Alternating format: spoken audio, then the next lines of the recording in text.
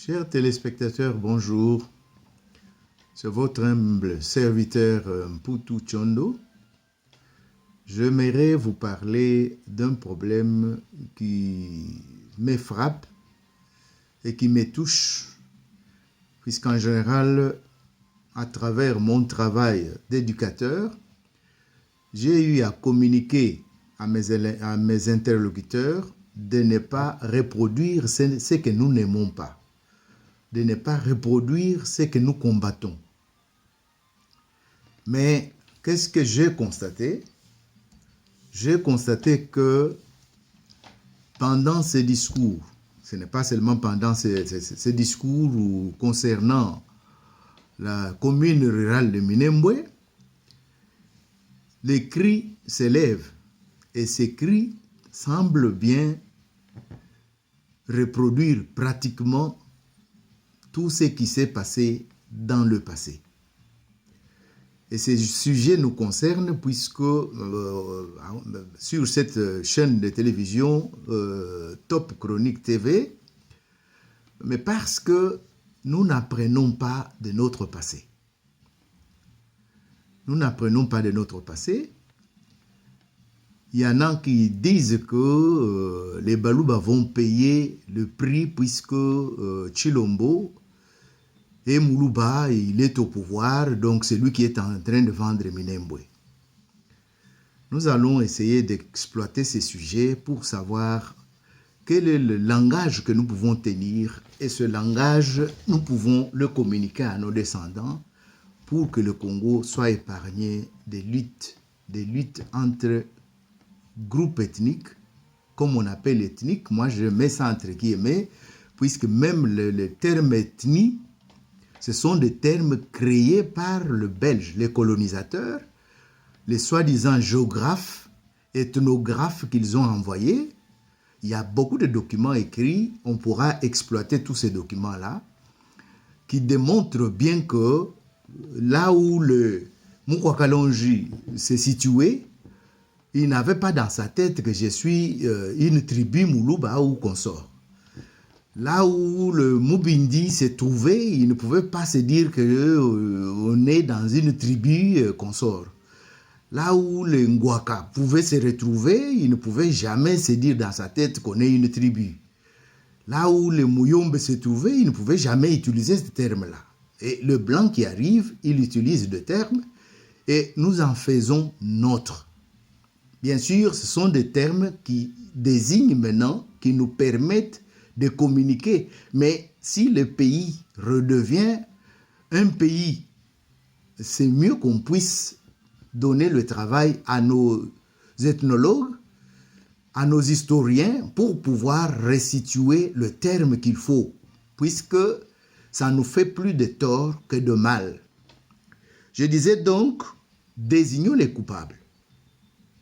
Et quand il faut désigner les coupables, il ne faut pas que nous puissions hésiter. Si c'est Chilombo qui est allé danser nu chez Kagame pour avoir le pouvoir, mais disons que c'est Chilombo. Puisque quand il est parti, est-ce qu'il a circulé tous les villages de Baluba, et tous les villages de Baluba lui ont donné leur cutus pour qu'il puisse aller signer les deals qu'il est allé signer avec tous ces gens-là. Si moi j'ai un fils corrompu, il me dépasse pour aller faire n'importe quoi. Donc, la communauté doit s'en prendre à moi au lieu de s'en prendre au malfrat qui est en train de faire n'importe quoi, en sabotant même son propre père ou sa propre famille. Donc, nous devons nécessairement corriger notre langage.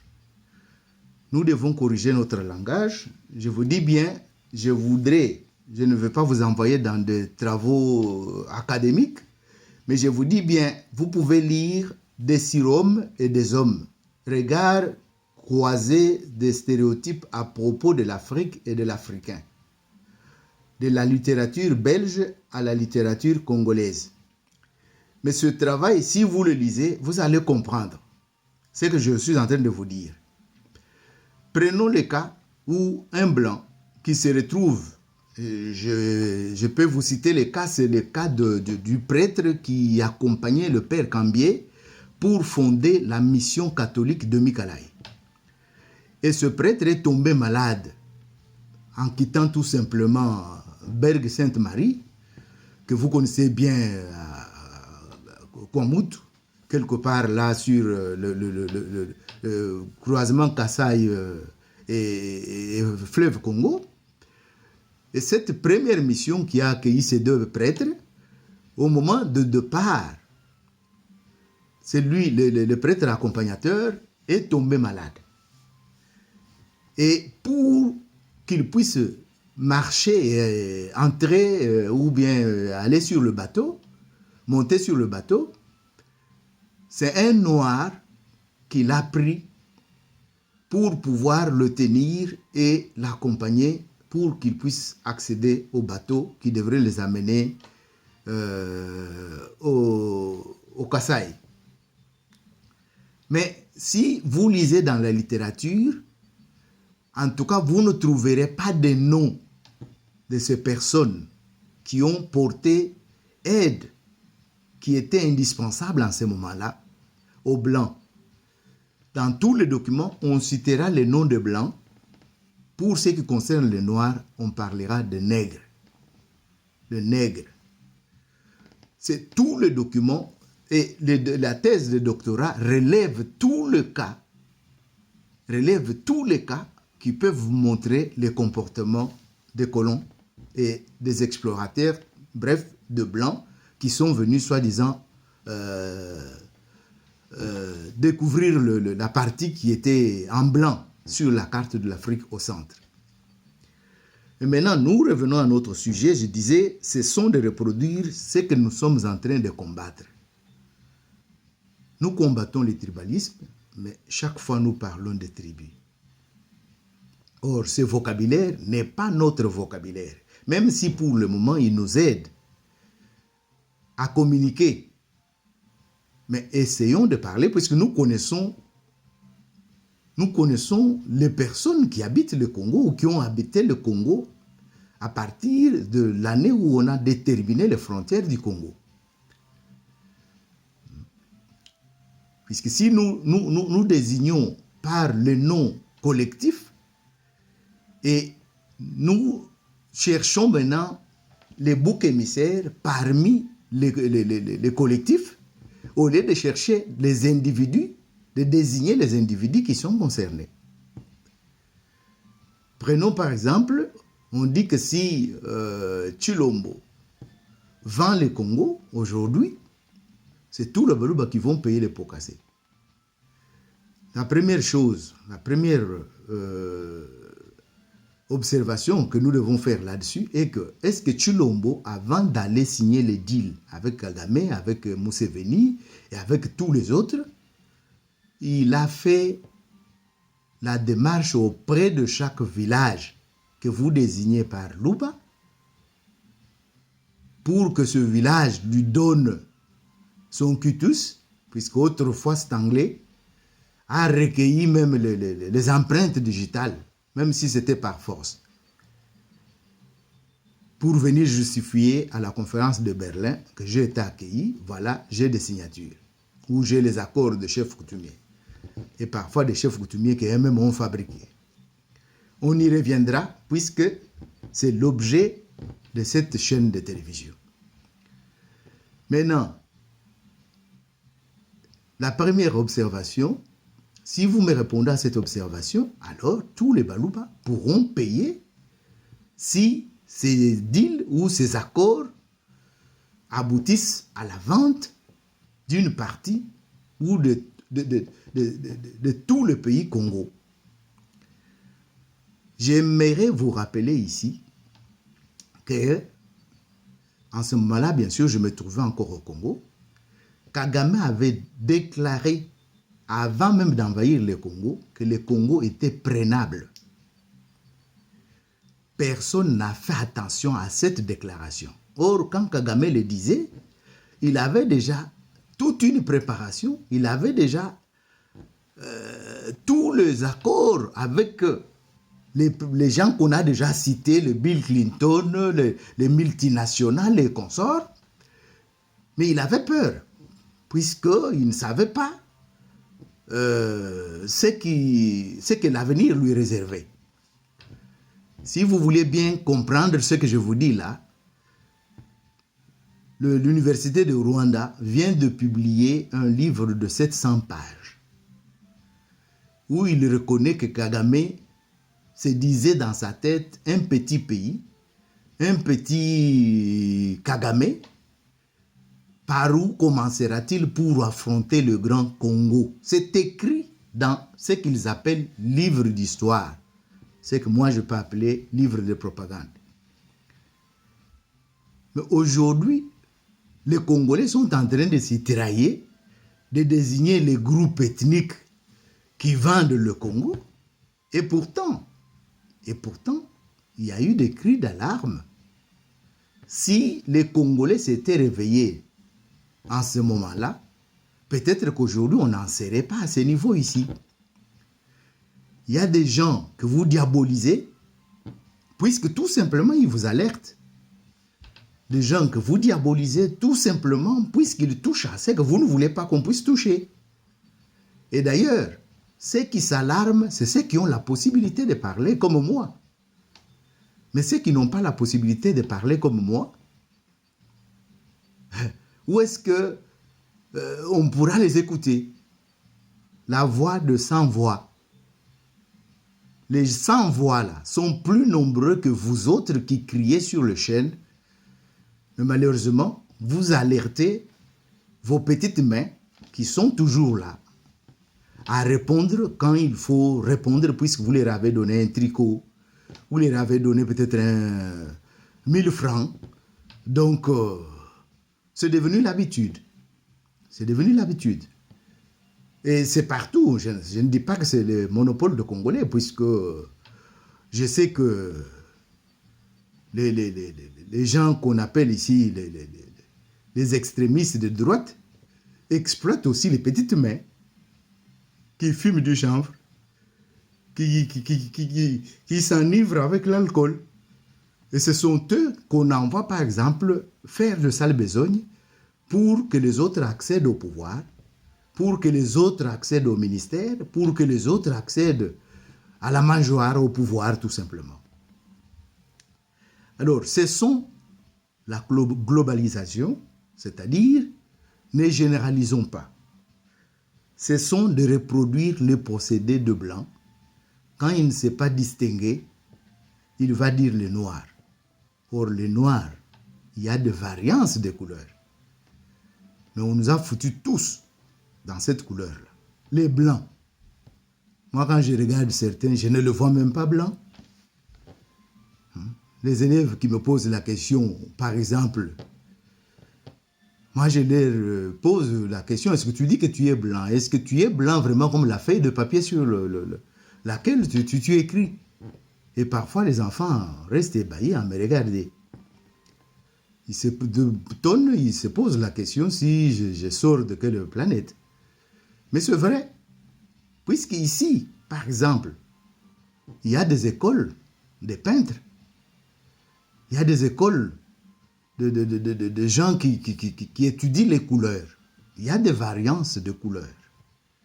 Et ces variances de couleurs-là peuvent permettre de désigner si quelqu'un est chocolat, brun, comme d'autres de nos compatriotes noirs américains se sont appelés. Rappelez-vous les chansons de Boney M. Donc, il y en a qui peuvent être désignés, je ne sais pas, il y a des variances de couleurs du côté où on appelle le groupe de blancs, ainsi de suite. Mais ce n'est pas notre sujet. Notre sujet, c'est ne pas reproduire ce que nous combattons. Comment nous pouvons ne pas reproduire ce que nous combattons? C'est de désigner les coupables. Puisqu'ils sont là, nous les voyons. J'ai dit qu'il y a eu des signes d'alarme. Parmi les signes d'alarme, j'ai dit que Mobutu lui-même était interpellé par ses propres militaires. Il y a les vidéos qui circulent. Que si vous ne préparez pas, vous donnez toutes les faveurs à la DSP et à d'autres bataillons, d'autres bérets de fantassins, dont les armées de terre. Je ne suis pas spécialiste là-dedans. C'est une vidéo qui circule sur Internet. Vous pouvez aussi la suivre et puis vous serez édifiés. Et il y en a qui disent aujourd'hui que si Mobutu avait suivi ces conseils-là, peut-être qu'on n'en serait pas arrivé là où on est aujourd'hui. Et il y a eu des signes d'alarme en l'an 2000. L'an 2000, un groupe, sur l'initiative d'un Congolais, on a pu élaborer des travaux ici à Dortmund. C'était en prévision d'une conférence sur la paix qui devrait se tenir à Dakar. C'est ainsi que vous voyez ce livre ici, Conférence africaine pour la paix. Et à cette conférence, il y a même une délégation rwandaise qui était venue. Mais ce groupe de Congolais n'a pas été soutenu par ni les diplomates qui étaient ici sur place, ni le Congo lui-même. C'est un travail élaboré avec un professeur d'université de Dortmund. Donc, comme vous le remarquez, après ces travaux ici, comme il n'y a pas eu de soutien, il y a des groupes qui se sont accaparés. Même un Togolais a pris la direction de ce service ici, en complicité avec l'Allemand.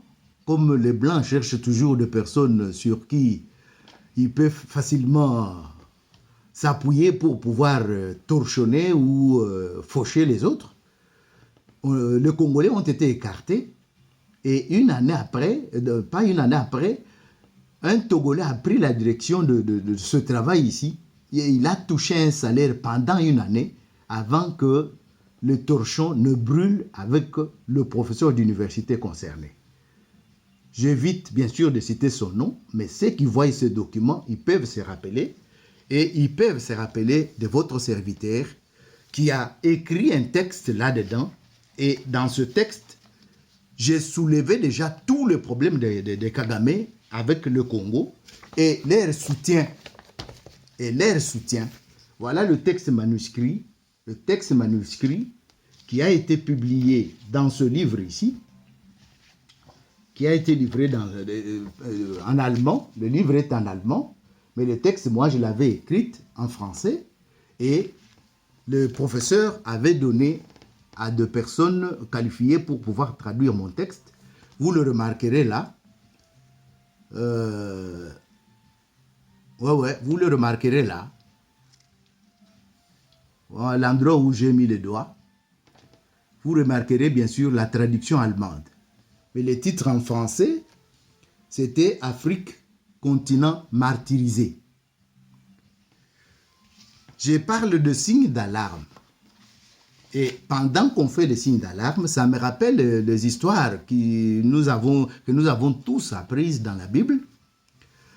Cette histoire où les torchons brûlent à Sodome et Gomorrhe, on alerte tout le monde, mais il y en a qui disent ça ne viendra jamais. Bon, les autres sont en train de blaguer.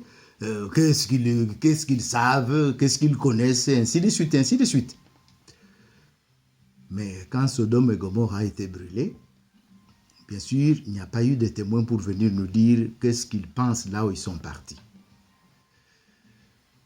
J'ai dit, ne reproduisons pas ce que nous ne voulons pas. Ne reproduisons pas ce que nous combattons. J'ai dit qu'il y a eu des signes d'alarme. Les documents que je vous présente avec le texte écrit, c'est en 2000. Si je vois bien les dates qui sont ici, c'est le 31 mars 2000 à Dortmund. 31 mars 2000 à Dortmund. J'ai des photos. Sur votre demande, je pourrais vous le montrer. Et ceux qui étaient avec moi à Dortmund, ils connaissent bien le problème. Je rappelle cela pour ceux qui ne connaissent pas l'information ou qui ne sont pas alertés du tout. Pour comprendre le même texte manuscrit que je vous ai présenté, le même texte a été traduit en anglais. Pour ceux qui lisent l'anglais, Et ceux qui connaissent cette revue ici, Inès, vous pouvez bien vous rappeler, le texte a été traduit en anglais. C'est-à-dire, moi je l'ai écrit en français, ça a été traduit en allemand, ça n'a pas suffi, mais dans cette revue scientifique internationale, le texte a été traduit en anglais. Pour ceux qui sont intéressés, ils peuvent également se rabattre ici. Et cette revue, c'est le 29 mai 2000. Vous pouvez remarquer ça ici. Même si beaucoup d'entre vous ne lisent pas l'anglais, mais vous pouvez remarquer les références ici. Les numéros de la revue. Donc, la revue numéro 29, Inès Newsletter. Inès Newsletter, hein, du 29 mai, l'an 2000. Je parle de l'an 2000. Et 2004 à 2005, M. Honoré Ngwanda. Oui, encore lui et toujours lui. Il prêche dans les déserts comme Jean-Baptiste. Mais personne ne l'écoute. Personne ne veut l'écouter. Personne, tout le monde le diabolise. Il a travaillé avec Mobutu. Mais combien de gens sont là-bas en train de travailler avec Mobutu? Il a commencé avec les militaires. Les militaires l'ont trahi. Il a commencé avec les services de renseignement. À gauche, à droite, il y a toujours des trahisons. Comme à l'époque belge, souvenez-vous, aux alentours des années 1960, les gens qui croyaient être amis des Blancs, ce sont eux qui ont assuré les sales besognes des trahisons pour aller raconter aux Blancs, les Noirs ou consorts et consorts. Et M. Honoré a continué à alerter. Félicitations Moukouboua, puisque votre travail commence à produire des faits. Mais à mon niveau, je ne sais pas si ce n'est pas tard. À mon niveau, je ne sais pas. Je vous renvoie bien sûr, je me remets à vous puisque vous êtes expert dans le domaine. Vous savez à quel niveau le travail de SAP, de ceux qui nous attaquent, les extrémistes Tutsis, est arrivé. Et si vous nous dites que nous puissions, nous tous, faire bloc pour travailler ensemble, pour que le Congo puisse redevenir congolais, nous sommes derrière vous. Et chacun, nous apportons notre pierre à l'édifice. Mais j'ai dit, je demande aux Congolais de ne pas reproduire les clichés, les préjugés, les méthodes, les procédés de ceux qui nous détruisent, de ceux qui nous désunissent et de ceux qui veulent que nous puissions mourir tout simplement ou disparaître. Donc, M. Honoré Ngwanda, que je viens de citer, a alerté. Est-ce que vous l'avez écouté à temps pour attendre que quand Chilombo fait des faux pas aussi aujourd'hui, que ça soit le collectif de ses origines qui puisse venir payer les pots cassés à sa place. On vous a dit que son père, tout l'argent qu'il a gagné, moi je suis passé par Kabera-Moya, la maison qui est là-bas, Kabera-Moya n'est pas une grande ville aujourd'hui, puisque le ressortissant de là était ministre de l'Intérieur et a occupé beaucoup de fonctions. Non. C'est le même cas aussi puisque je parlerai par exemple de Mutombo Dikembe, qui vient de construire, bien sûr, ce que j'ai vu sur le vidéo, mais tous ces gens qui sont passés avant pouvaient le faire avant lui. Aujourd'hui, on aurait des grandes villes, des régions bien développées et consorts. Mais pourquoi, quand ce sont des individus qui posent des actes, et vous savez bien que ce sont des individus, mais vous désignez les grands groupes comme bouc émissaire. Nous reproduisons ce que les colonisateurs nous ont laissé. Et je vous dis, le terme tribu, pour la documentation, ce n'est pas l'objet aujourd'hui, pour la documentation que j'ai ici, ce sont les soi-disant anthropologues, ethnologues, de géographes et de prêtres qui ont occupé nos régions, qui ont créé ce terme-là pour regrouper le peuplade. Puisque le peuple qu'ils ont trouvé là, en tout cas, moi je ne crois pas qu'un Bouza là où il était, il s'est désigné tribu Mongala. Non. Je ne crois pas qu'un Mongo là où il s'est désigné je suis tribu Mongala. Non. Ils sont venus, ils désignent les Bangala, les Baluba, les Baswahili, puisque c'était pour eux la voie de la facilité. Comme ils ne pouvaient pas. D'ailleurs, même pas seulement voie de la facilité, c'était tout simplement les dédains, puisqu'ils méprisaient la population qu'ils avaient trouvée sur place. Et pourtant, sans cette population-là, l'Afrique ne serait pas ce qu'elle est aujourd'hui, le Congo ne serait pas ce qu'elle est aujourd'hui. Je vous dirai par exemple, je reviendrai sur ce détail, puisque le porteur qui a acheminé les colis du blanc, qui dépassait parfois même 50 kilos sur 2 kilomètres, sans nourriture, c'est un autochtone, un Congolais. Vous allez me dire qu'esclave, mais comment il est devenu esclave? Nous reviendrons sur ces sujets-là. Alors, vous comprendrez que le blanc qui arrive, il se croit supérieur, et toute la documentation que j'ai ici le prouve, que nous sommes une civilisation supérieure. Mais cette supériorité-là, moi je suis en train de vivre chez eux, je ne la vois pas. Je ne la vois pas. Vous pouvez voir le matériel, mais le livre qui vient de sortir ici, les livres ici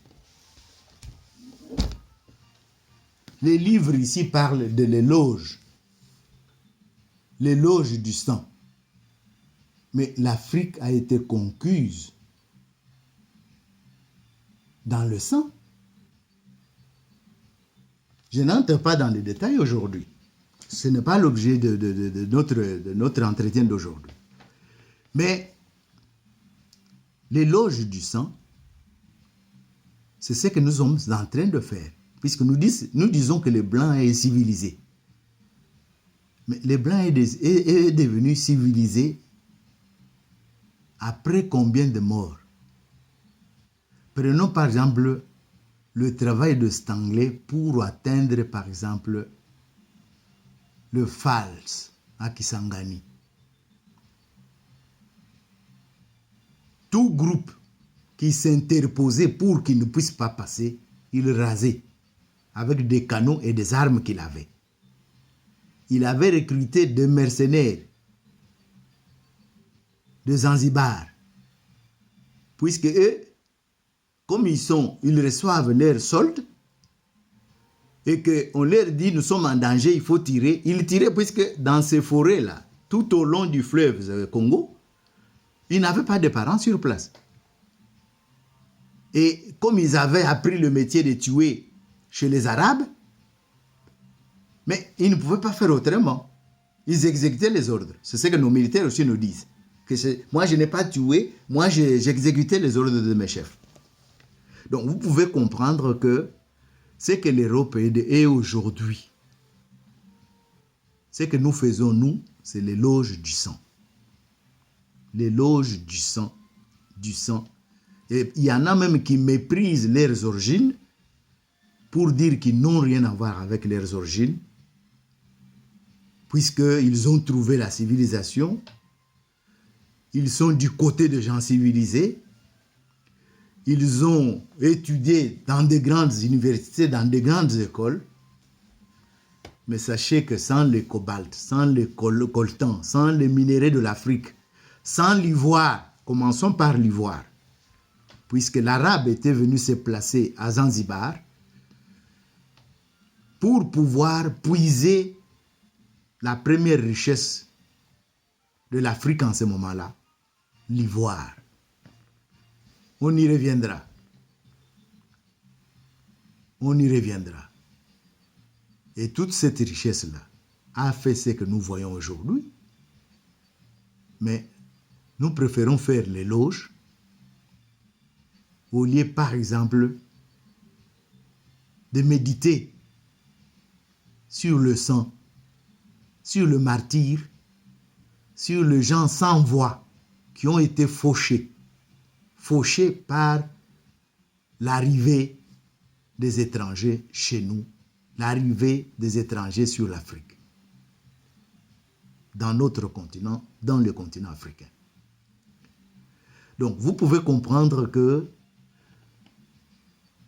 ceux qui alertent, ceux qui vous disent ce que vous devez faire, ce n'est pas ceux-là que vous devez attaquer.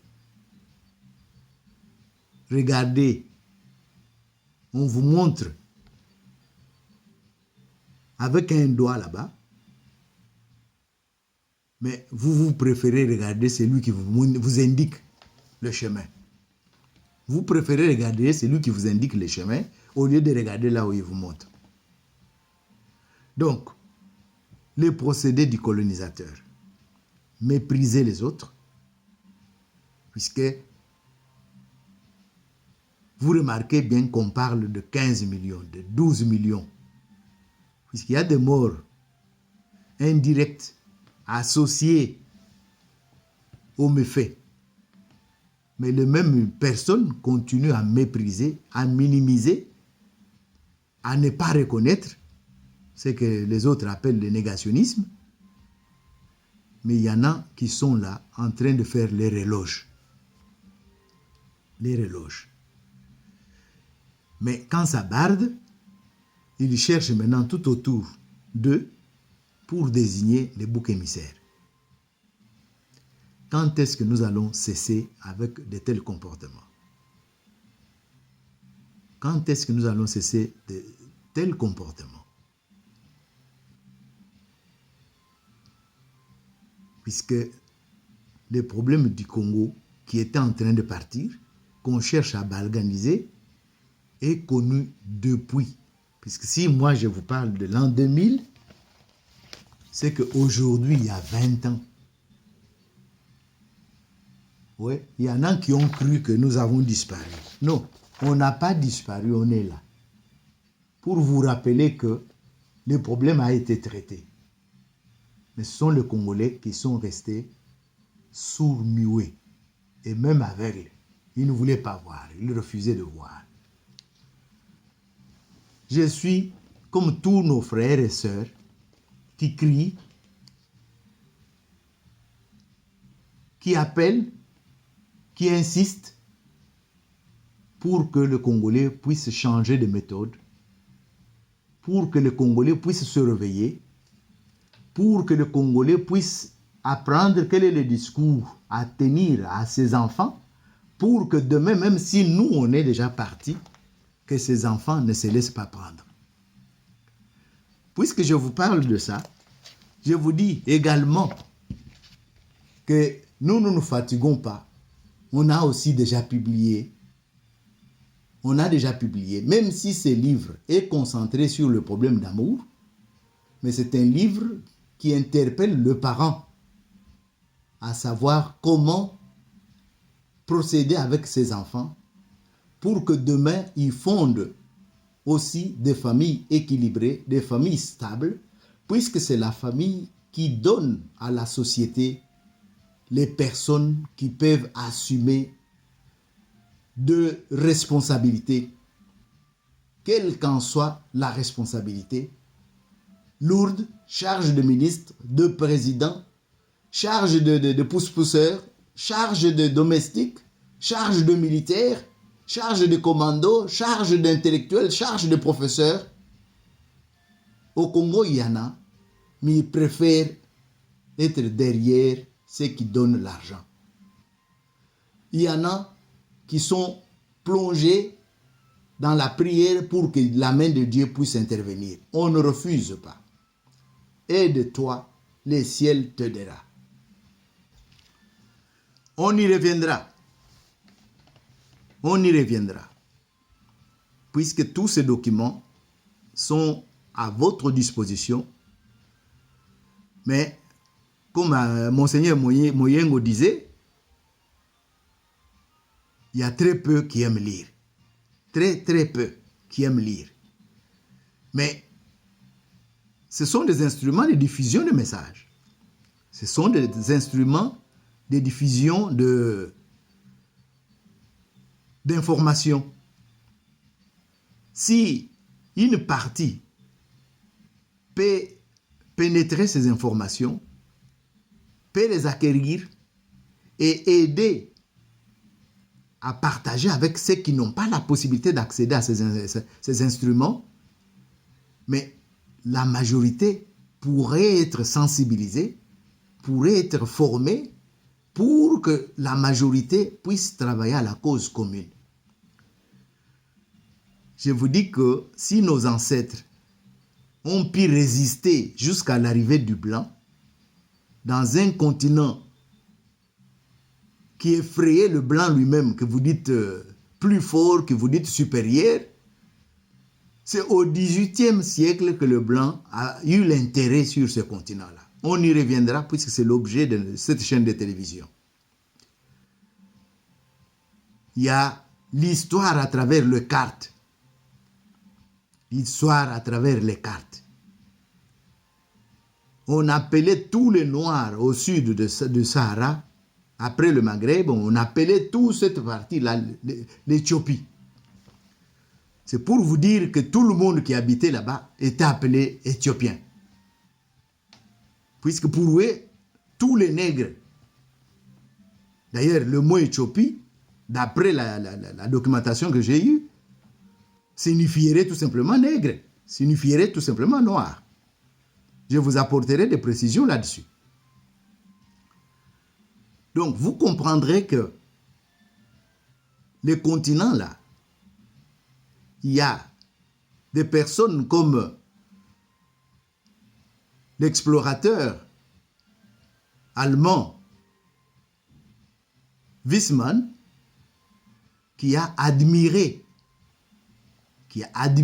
par exemple la population que vous appelez aujourd'hui Luba,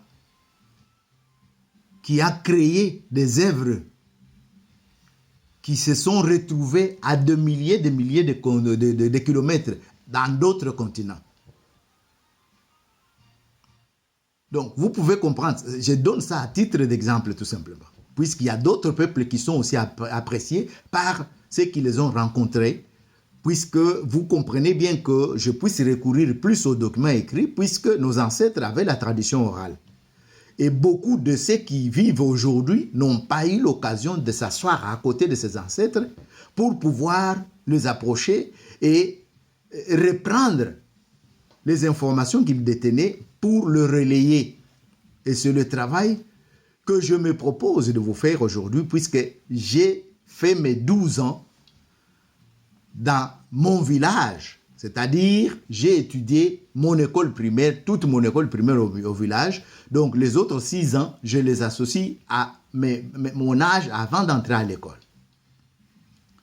Donc, vous comprendrez que devant cette carence, nos recherches ne peuvent être orientées que vers les documents de ceux qui écrivaient tout, qui notaient tout, quand ils sont venus à la rencontre de nos populations.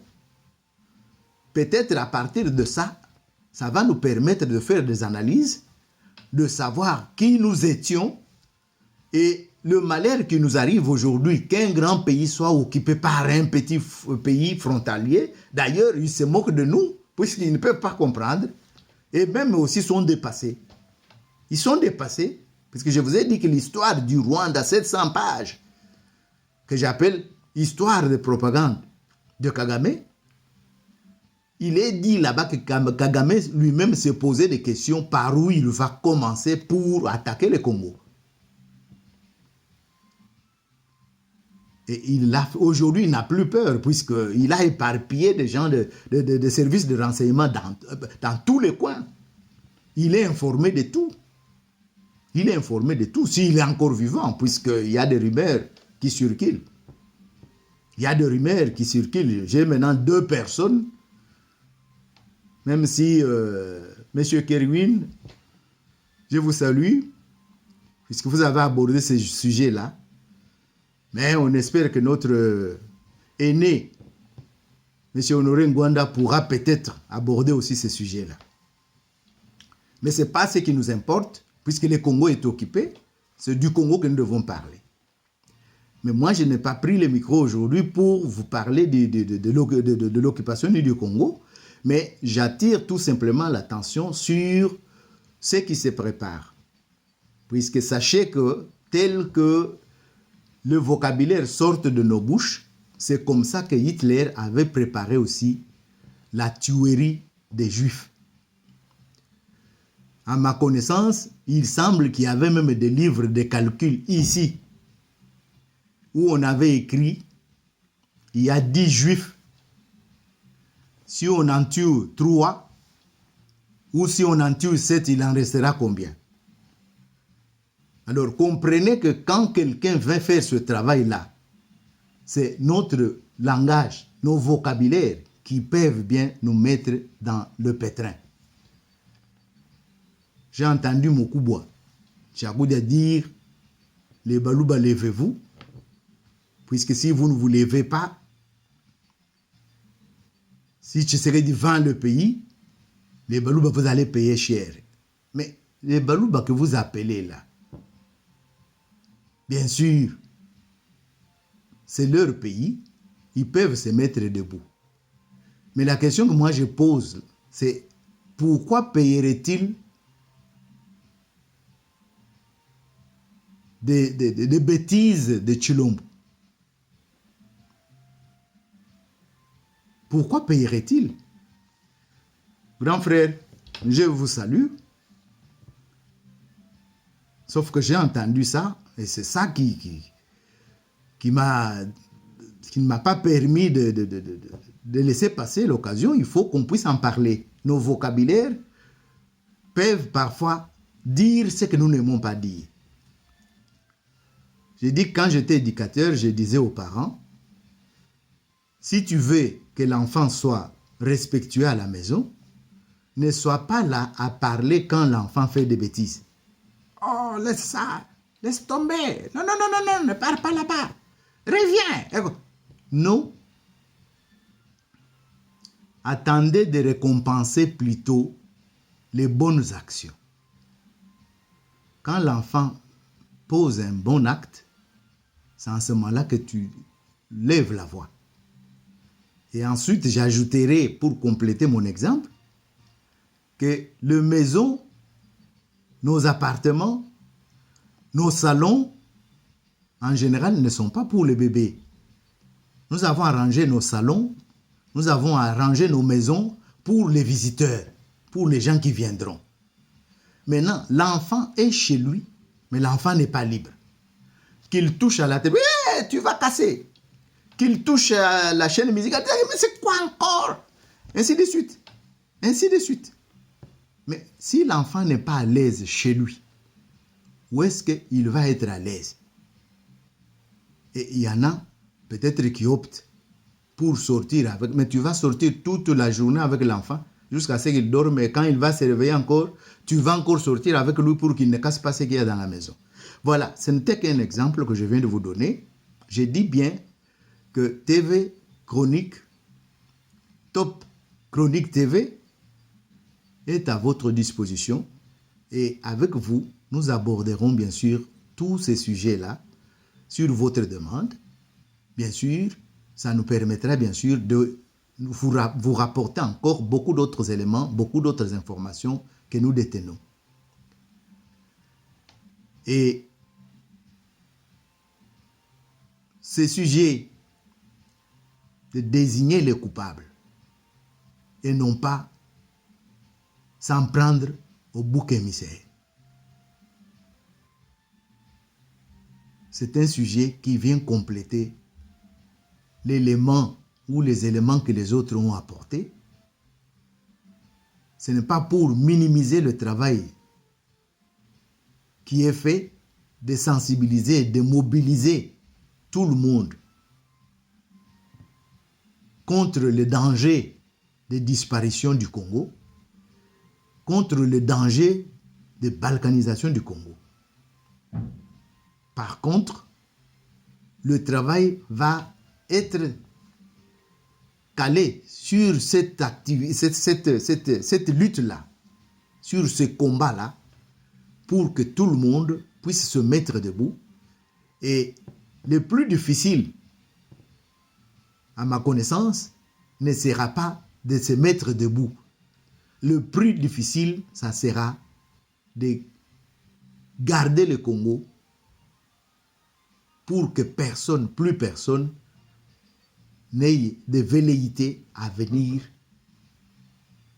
nous faire n'importe quoi. Merci beaucoup.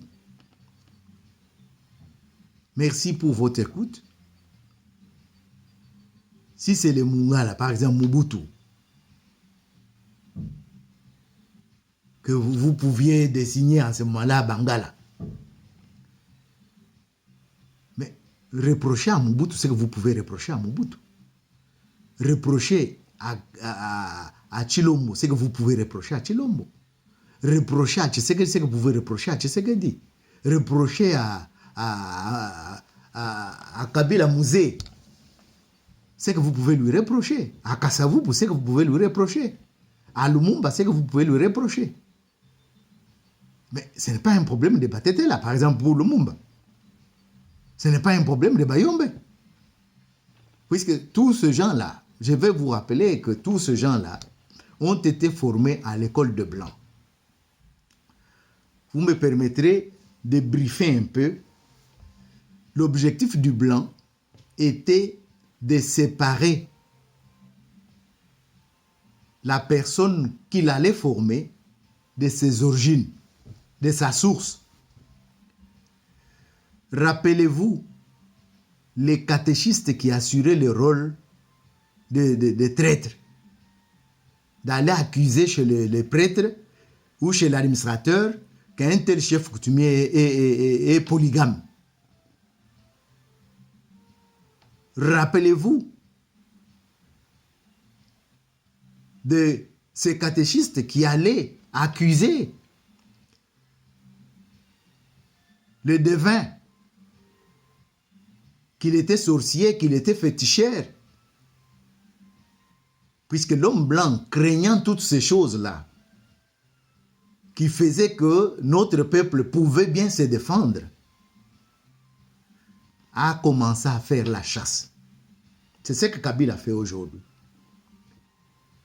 Puisqu'il a le masque de Tshisekedi, de Chilombo, mais tout ce qu'il fait, arrêter les jeunes par-ci, tuer par-là la nuit, l'insécurité à Kinshasa, ainsi de suite.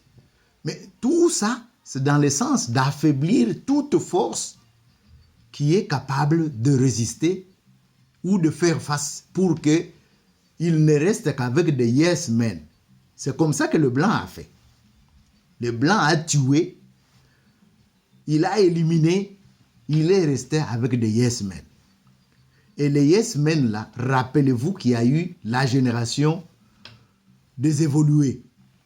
Mais avant les évolués, j'ai cité la première catégorie, les catéchistes. Vous vous rappelez bien des villages que les prêtres ont constitués avec les esclaves rachetés, les orphelins rachetés, repris ou rachetés ou repris quand il y a eu des guerres avec les esclavagistes. Et on a créé comme ça des villages où on disait aux gens qui habitaient ces villages-là de ne pas être en contact avec les paganos, les païens. Dans ma langue, on les appelle ben diabolo. Mais ce païen-là, c'était la souche. Et aujourd'hui, on se demande pourquoi nous sommes dans la confusion. Mais la confusion, quand on coupe quelqu'un de ses racines, vous voulez vous attendre encore à qui?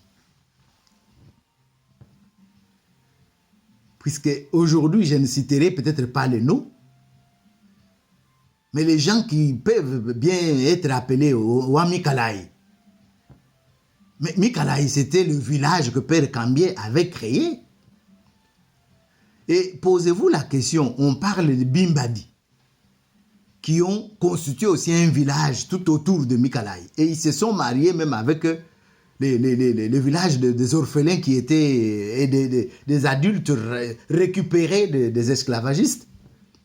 Puisque l'histoire est là, je pourrais revenir en détail. Rappelez-vous ce village-là, c'était pour assurer la coupure totale avec notre tradition, avec nos forces. C'est-à-dire qu'on nous a ravi ce que nous avions comme technique, comme force. Et aujourd'hui, nous sommes abandonnés à nous-mêmes et nous commençons à pleurnicher et chercher des boucs émissaires à gauche, à droite. On y reviendra. On y reviendra. Puisqu'il y a des histoires que vous connaissez. Par exemple, comment le père de Luambo s'est retrouvé, par exemple, dans le Bas-Zaïre. C'est quand la maladie du sommeil s'est mise à Ilebo, où ils étaient internés, qu'on les a vite ramenés dans le Bas-Zaïre pour qu'ils ne puissent pas tous mourir de la maladie du sommeil. Et il s'est retrouvé de là-bas. Et toutes ces populations-là, déplacées, élevées par des Belges, élevées dans des internats, coupées totalement de leurs sources, de leurs souches. Mais aujourd'hui, vous les mettez tous dans le sac. S'il lui fait ça, nous allons tuer ses origines. Mais pourquoi vous ne tuez pas les parents belges qui les ont élevés?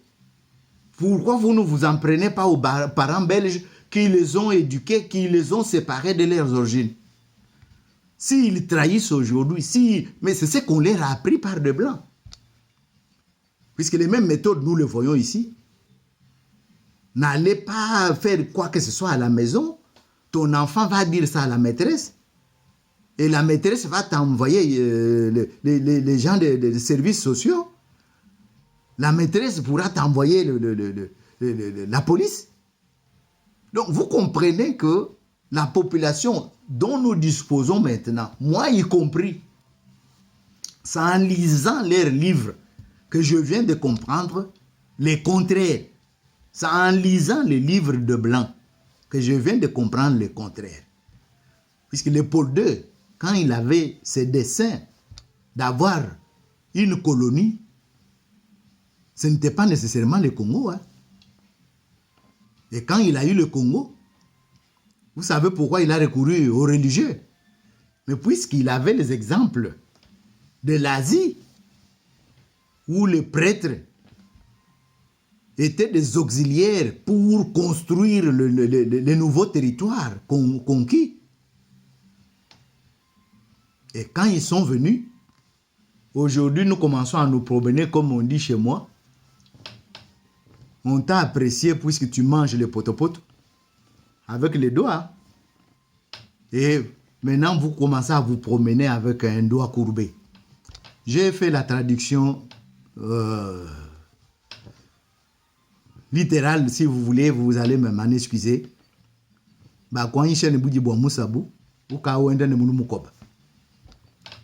Donc, vous pouvez comprendre que M. Honoré Ngwanda vous a dit, vous n'aurez que vos larmes pour pleurnicher. Mais j'ai l'impression que le moment est venu.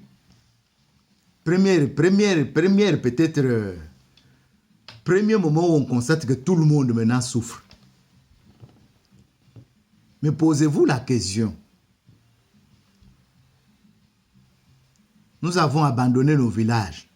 Là-bas, il y a des sorciers. Je me rappelle bien quand j'étais, il y a plus de 20 ans, je voulais partir, j'étais décidé à partir au village. Combien de gens cherchaient à me dissuader? Toi, tu es courageux. Tu veux partir, là-bas, ce sont des sorciers. Mais maintenant, vous vous êtes coupé de ces sorciers-là. Mais aujourd'hui, quand celui qui est parti, qui n'a jamais été en symbiose avec ses racines, avec ses sources, s'il fait des bêtises là-bas, vous vous en prenez aux pauvres innocents qui n'ont rien à voir. Et que ces gens que vous appelez évolués, civilisés, n'écoutent jamais. Voilà.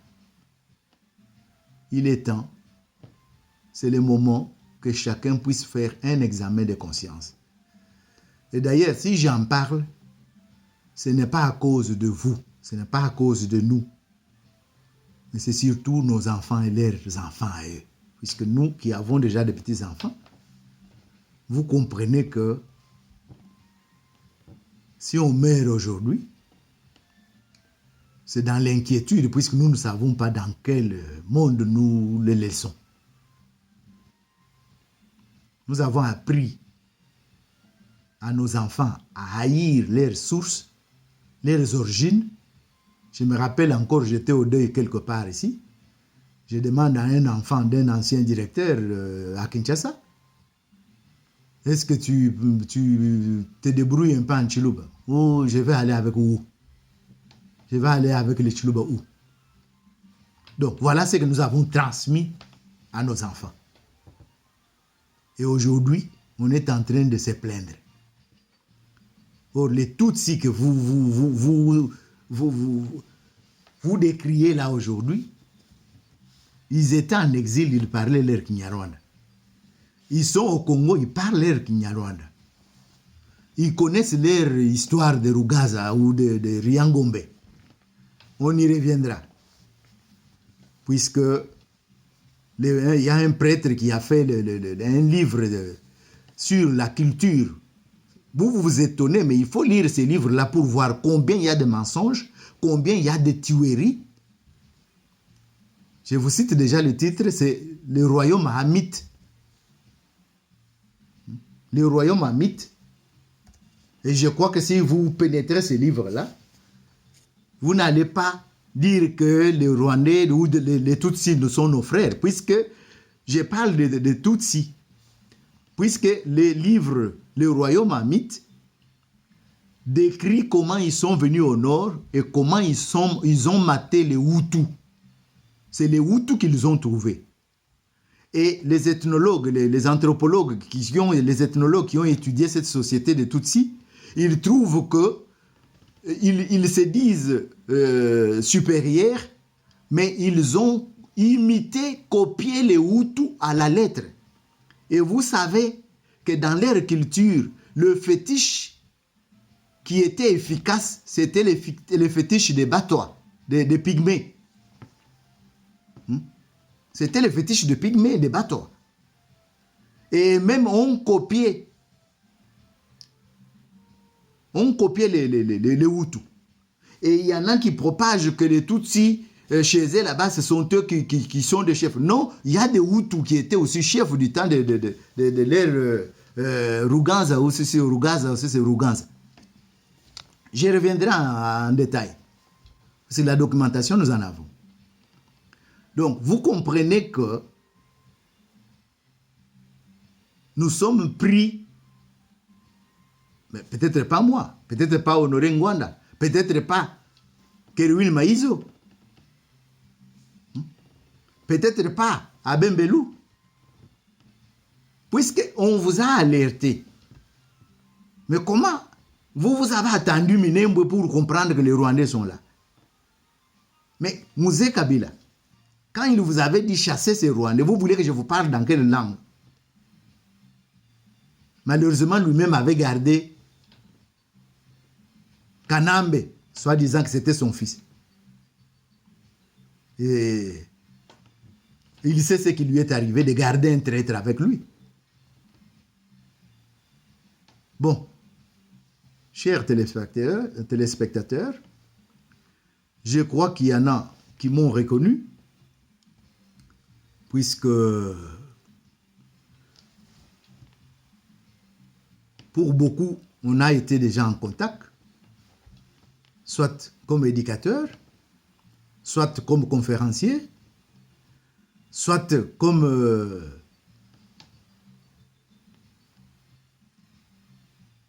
collègue par-ci, par-là. Mais pour ceux qui ne me connaissent pas, je dis que je m'appelle Putu Chondo